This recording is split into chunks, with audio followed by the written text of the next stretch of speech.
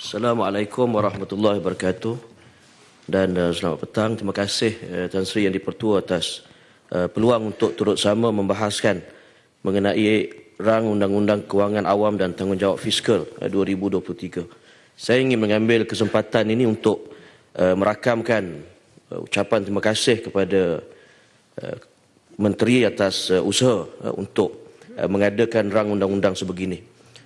Sebagai pemimpin belia, mewakili belia yang juga merupakan generasi pewaris negara pada masa akan datang, sudah tentulah RUU ini sangat kami hargai kerana kita tak mahu kerajaan pada hari ini membina begitu banyak hutang dan generasi pada masa akan datanglah yang akan membayarnya.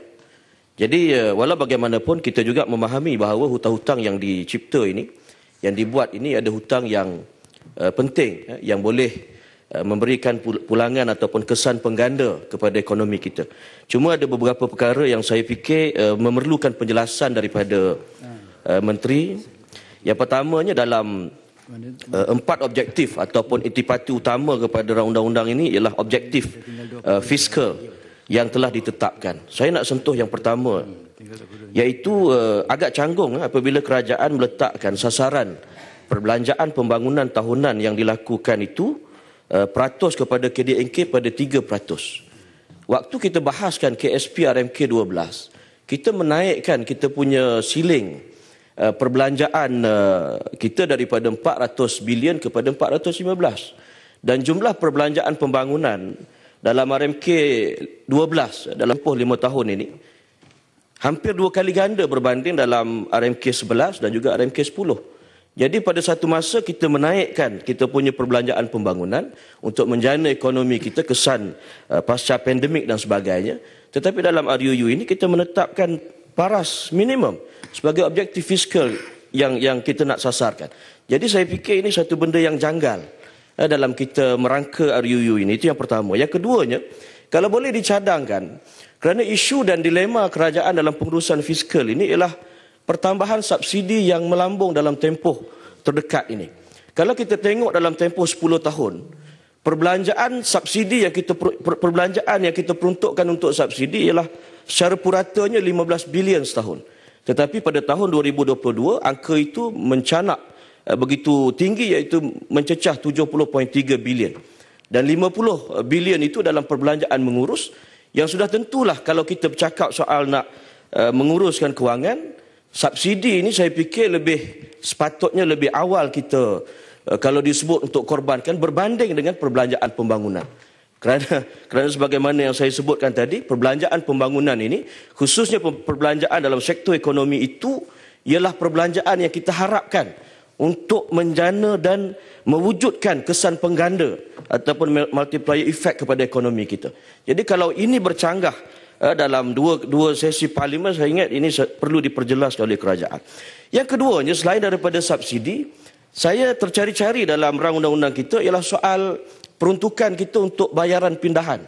Yang kita tahu bayaran pindahan ini ialah peruntukan ataupun perbelanjaan kerajaan untuk individu ataupun pihak yang tidak ada productivity. Umpamanya kita bayar, macam saya sebutkan juga tadi, subsidi, umpamanya bantuan tunai yang kita beri secara percuma, yang sepatutnya itu yang harus kita hakkan. Saya ambil contoh dari sudut pengurusan bayaran pindahan kita. Dalam tempoh 10 tahun ini, kita melihat KDNK kita bertambah lebih kurang dalam 50%. Kita melihat kita punya bantuan kebajikan dalam yang disalurkan melalui JKM. Saya ingat dalam 1.5 bilion untuk 10 tahun yang lalu, sekarang ini untuk tahun depan 2.4 bilion. Dan bayaran BRIM, yang dulu nama BRIM, 10 tahun yang lalu, kita bagi 2 bilion peruntukan, sekarang ini bertambah 5 kali ganda, 10 bilion. Jadi saya nampak ada seolah-olah macam perlu diperjelaskan bagaimana kita menguruskan bayaran-bayaran pindahan ini. Sebab saya bimbang, bila bertukar kerajaan ataupun bertukar parti yang memerintah, kita bimbang perbelanjaan untuk bayaran pindahan ini, bantuan tunai ini sebagainya menjadi persaingan. Masing-masing nak bagi makin banyak kepada rakyat untuk meraih undi. Sedangkan kewangan kita semakin bermasalah. Kalau dulu bayaran pencen kita umpamanya, bayaran pencen, ganjaran dan juga pencen dan juga bayaran persaraan kita puratanya dalam 8 ke 9 bilion setahun. Sekarang ni sudah mencecah 32 bilion. Kita punya emolumen untuk penjawat awam yang memang kita tak akan kurangkan. Kalau dulu bermain sekitar 30-40 bilion, sekarang ini lebih daripada kesan lonjakan KDNK kita. Dalam tempoh 10 tahun, kita melonjak, saya ingat dekat 150%. Sekarang ni dah mencecah 92 bilion. Jadi saya ingat perkara-perkara yang saya sebut ini yang sebahagian besarnya dalam perbelanjaan mengurus seharusnya juga diberikan perhatian oleh kerajaan dan tidak sewenang-wenangnya meletakkan dan mengorbankan perbelanjaan pembangunan tahunan itu dengan meletakkan sasaran 3% tahun. Terima kasih. Terima kasih. Yang Berhormat, saya jemput Yang Berhormat Datuk Senator Puan Rita Sarimah, anak